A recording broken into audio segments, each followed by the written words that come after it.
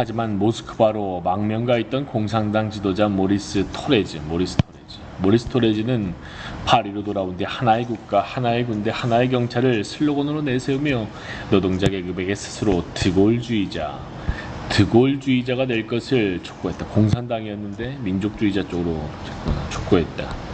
이탈리아에서는 무솔리니가 파시스트 평의회의 의결로 1943년 당수에서 물러나게 되었다. 43년에 보수적 장군인 비도글리오 원수가 새 정부를 구성해 연합군과 휴전협정을 맺었다. 그러나 독일은 이탈리아에 군대를 보내 무솔리니를 괴뢰 파시스트 정권의 우두머리로 복권시켰다. 독일이 무솔리니를 우두머리로 밀었구만. 나치의 점령으로 인해 공산당 주도의 반란이 일어났다. 폭동에 참가하는 숫자가 급격히 불어나 1943년 후반에는 비도시 지역에서 1만 명의 무장 파르티잔이 참가했고 전쟁이 끝날 무렵에는 그 숫자가 10만 명 이상이 됐다. 도시에서도 지하 저항단체가 만들어졌고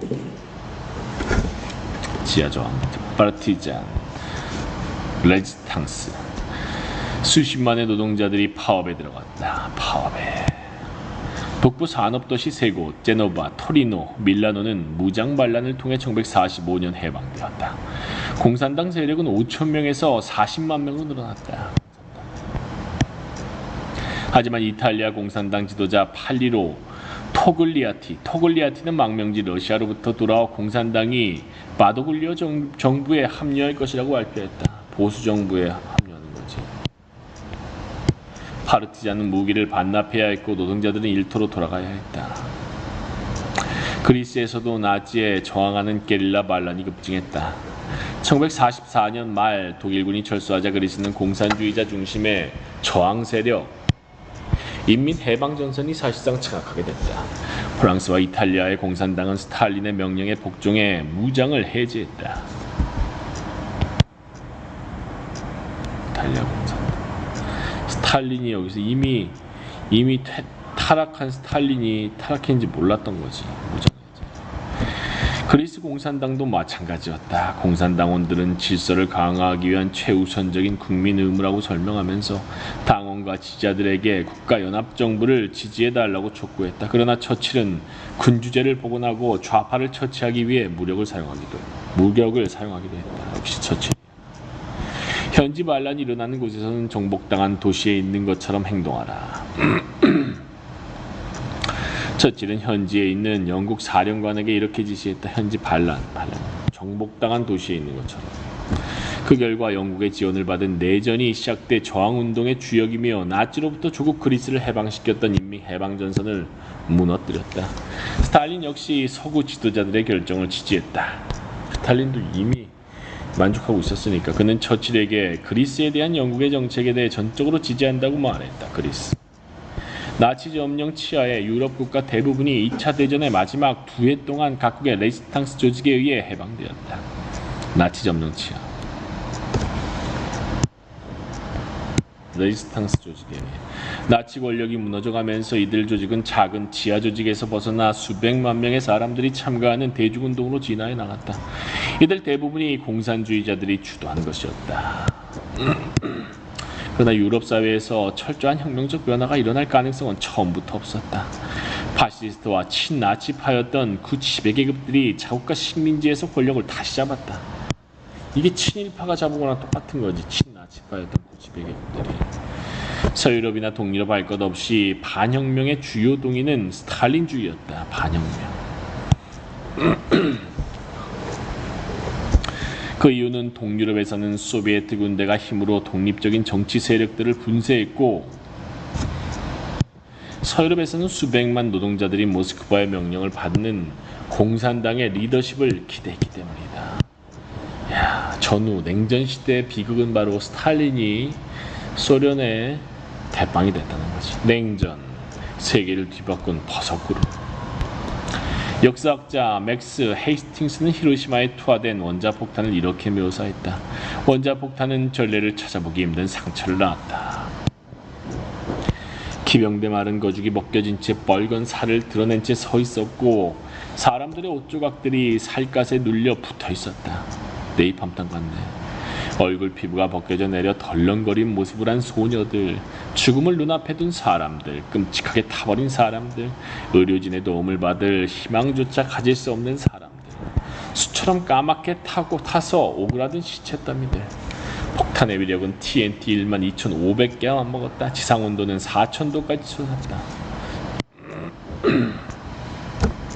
도시 빌딩 90% 이상이 폭발이나 화재로 파괴되었다. 히로시마 인구의 약 25%가 즉사했다.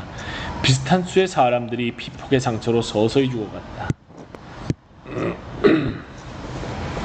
이런 무기의 광기와 공포에도 불구하고 1952년 미국은 히로시마에 투하했던 원자폭탄보다 100배 더 강력한 수소폭탄을 실험했다. 수소폭탄 100배 강력한 1952년 수소폭탄. 소련도 핵무기 경쟁에서는 미국에 뒤처지지 않았다. 1949년에 소련은 최초의 원자폭탄을, 1955년에는 첫 번째 수소폭탄을 시험했다. 1953년 뒤에 수소폭탄. 군비 지출액은 전쟁 기간이 아니었는데도 전례 없는 수준으로 치솟았다. 미국은 GDP의 20%를, 소련은 40%를 군비에 쏟아부었다. 1960년대 후반 미소 양쪽이 배치한 무기의 파괴력을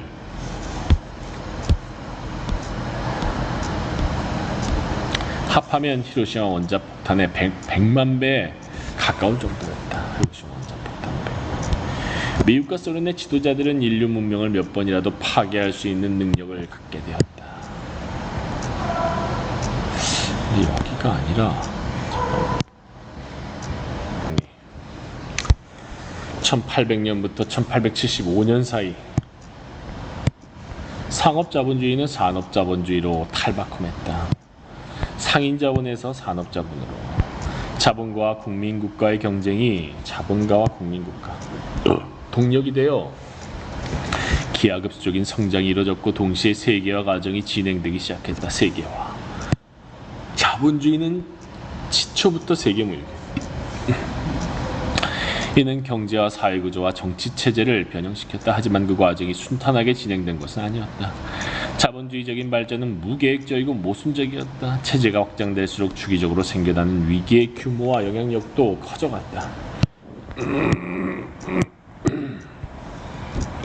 세계 자본주의 시장은 인간의 노동으로 생겨난 것이었지만 이제는 독자적인 생명력을 지닌 거대한 메커니즘이 되었고 인간의 통제를 벗어나 인류의 모든 행위를 지배하게 되었다. 이 체제는 고전경제학의 환상이 바라듯 자율적으로 규제되지 않을 뿐 아니라 인간의 규제를 고분고분 받아들이지 않는다는 것이 드러난다. 경쟁적으로 이루어지는 자본 축적의 논리는 정치인, 금융인, 기업인들에게 철칙처럼 자리 잡았다. 때문에 자본주의 체제의 큰 위기는 자본 논리 대 인류의 요구, 출혈 경쟁 대 줄임배를 채우는 일, 제국주의 전쟁 대 국제연대 사이의 선택에서 선택의 문제가 되었다. 이 장에서는 깊이 병들어 있는 한 체제가 어떻게 제국주의를 낳게 되었는지를 살펴보고 1875년부터 1918년 사이에 있었던 세계전쟁과 무기 사용을 분석할 것이다. 또한 대중의 저항운동이 체제에 얼마나 도전이 되었는지, 혁명적 대안을 제기할 수 있었는지도 아울러 들여다볼 것이다. 아프리카 쟁탈전 1898년 1898년 9월 2일 1898년 9월 2일 아프리카 수단의 도시, 수단의 수도, 아프리카 수단의 수도 카르툼에 인접한 옴두르만에서는 2만 병력의 영국군이 5만 병력의 수단군과 대치하고 있었다. 영국군과 수단. 카르툼. 수단은 아프리카에서 얼마 남지 않은 독립국가의 심장부였다. 수단. 카르툼. 불타는 사막에서부터 질병이 만연한 열대 우림에 이르기까지 수단은 가혹한 환경의 나라였다. 수단 사람 자신들도 스스로 그렇게 생각했다. 그들은 알라신이 수단을 창조해놓고 웃었다. 알라신. 알라신이라. 그러면 힌두교가 아니라 뭐라지? 이슬람교를 믿는 건가? 웃었다고 말하곤 했다. 이런 험준한 땅에서의 삶은 고난이다. 하지만 영국은 그곳 사람들에게서 그 땅을 빼앗으려고 했다. 100가지 언어로 말하고 10여 가지의 독특한 생활 방식을 영위하는 600여 종족으로 구성된 수단이 단일한 정치 체제를 형성한 지 얼마 되지 않을 때였다. 19세기 후반에 이런 일이 일어날 수 있었던 것은 제국주의 영향 때문이었다. 그렇지. 국가 간 체제이기 때문에 국가 간 체제에 의해서 국가가 한번 들어서면 국가가 아닌 곳은 점령해도 좋지 않은 암묵적인 합의이기 때문에 전쟁이 반드시 일어난다. 그것은 굉장히 폭력적인 방식이었다. 터키계 이집트인들의 수단 정복은 1920년대에 시작해 이후 60년 동안 지속됐다. 터키계 이집트인들의 수단 정복. 그 방식은 착취적이고 폭압적인 점령이었다. 마을에서 세금을 징수할 때는 마치 군사작전이라도 치르듯 꽃불 쏘가 가죽으로 만든 채찍을 사용했다. 공무원들의 부패는 일상화되어 있어서 세금 위에 뇌물과 헌금이 쌓여갔다. 이처럼 거칠고 빈약한 땅에 외세 지배자까지 괴롭히는 쓰디쓴 고통이 더해졌다. 하지만 1881년에서 1884년 사이에 거대한 저항의 파도가 일어나면서 수단은 외세를 몰아내고 이슬람 독립국가를 건설했다. 이 저항이 이슬람 형식을 취한 이유는 간단했다.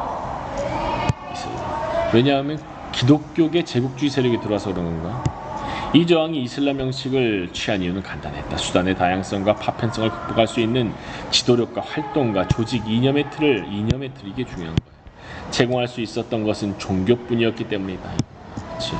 서구에서 이거를 이론적 수단, 과학적인 이론적 수단의 이념을 주지 않기 때문에, 또한 제국주의에 대한 투쟁 과정에서 국가가 건설되었기 때문에 군사 독재로 나아간다. 이 부분이 중요해요. 종교뿐이라는 거, 종교뿐이었다. 국가가 건설되었기 때문에 이 싸움 과정에서 국가 독재로 가는 거예요. 같은 시기 1881년 이집트인들도 카이로에서 영국의 꼭두각시 정권에 대항해 이집트인들, 카이로 자신들의 혁명을 일으켰다. 하지만 이 혁명은 지답되었고 영국은 이집트를 효율적으로 지배하기 위해 투르크인을 내세웠다. 그러나 수단을 재정복하려던 이집트를 효율적으로 투르크인 그러나 수단을 재정복하려던 영국의 시도는 실패하였고 1885년 후부터는 이 새로운 이슬람 국가가 자신의 영토에서 완전한 통제권을 갖게 되었다. 사실 재정복하려던 영국의 시도는 미온적이었다. 수단은 허벌판이었고 통제하기도 어려웠으며 소유할 가치가 별로 없었기 때문에 영국 정부는 애써 싸울 의지가 없었다. 그 후 10여 년이 지나면서 많은 것이 변했다. 1876년까지만 해도 아프리카 대부분은 유럽인들에게 알려지지 않은 암흑의 대륙이었다. 1876년까지만 해도 유럽인들이 영향을 끼칠 수 있는 지역은 해안과 그에 인접한 곳이었으며 상당 부분은 17세기에 시작된 무역기지로 한정돼 있었다. 당시 유럽 자본주의는 상업적 특성이 강했기 때문이다. 산업자본이 아니라 상업자본이었기 때문에 내륙까지 치고 들어가지 않았는데 19세기 말에 산업자본 형식을 취하게 되면서 아프리카 내륙까지 치고 들어갔다. 나머지 아프리카는 발전 단계가 서로 다른 경제, 정치 체제들로 짜집게 되어 있었다. 이집트는 19세기 대부분을 근대화를 추진한 민족주의적 정권이 지배했다. 그 밖에 다른 북아프리카는 전통적인 이슬람 통치자들이 지배했고 그들은 오스만 제국에 종속되어 있었다. 북아프리카 이슬람 통치자들의 지배, 오스만 제국. 아비시니아, 에티오피아 아비시니아는 내륙 고원지대 왕국으로 고대 기독교 문화를 유지하고 있었다. 서아프리카의 아샨티와 남아프리카의 줄루스는 군사주의 성격이 강한 부족 왕국이었다. 나머지 사하라 사막 이남의 아프리카는 대부분 수단과 마찬가지로 소규모 부족들의 모자이크였다. 예외적으로 남아프리카에서는 영국이 케이프 식민지와 나타를 통치했고 네덜란드계 농장의 백인 정착민 보호인 또는 아프리카너 보호인이 내륙에 위치한 오렌지 자유주와